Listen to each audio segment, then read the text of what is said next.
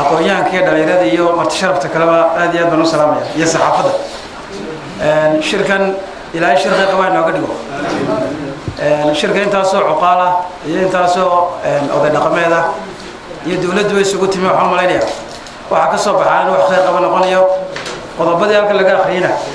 oo qodobo runtii Soomaaliya dhan tan ah ma beesha qura aad iyo aad ugu bogaadinaya dadkii halka ku shiray go'aanadaas soo saaray qodobka muhiimka ah oo aan jeclahay runtii xoog saaray wax weeyaan marka horumar laga hadlayo waxa ugu horeeya marka waxbarashada marka dadka deegaanka ku nool ma beesha dawladda waxa kula talinayaa in waxbarashada xoog saarno ubadkeen in iskuulada u dirno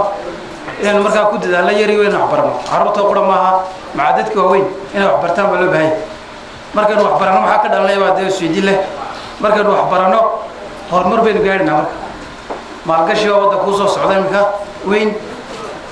qofkii aqoon ba ka faa'iideysan karay ama deegaanka dadkiisu uga aqoonta badan yihiin ayaan ba ka faa'iideysan karay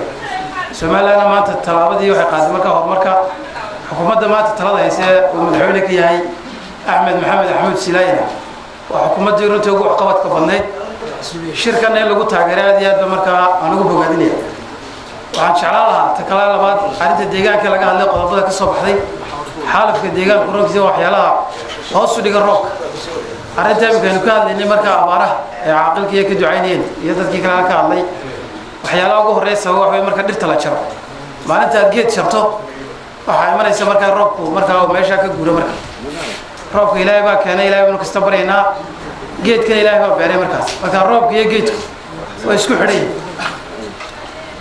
waxa kale ku dardaarmay marka beesha dawladda halka degan inuu xoog saarno marka cibaadada iyo diinta way dadku hadii cibaadada xoog saar waayaan oo Ilaahay ku xidhnaa oo Ilaahay caabud waayaan iyagana marka waa la imtixaano faqri baa ku dhacaya abaara ku dhacaya marka salaada ilaalino cibaadada ilaalino qodobka ku soo gabagabeynay waxa weeyaan gacmado jirba horumar ku gaaraan baa leeyahay beeshu wax ku noqonaysa markay gacmaha is qabsato horumar markaynu ka hadlaynana ama leena wax way naga maqana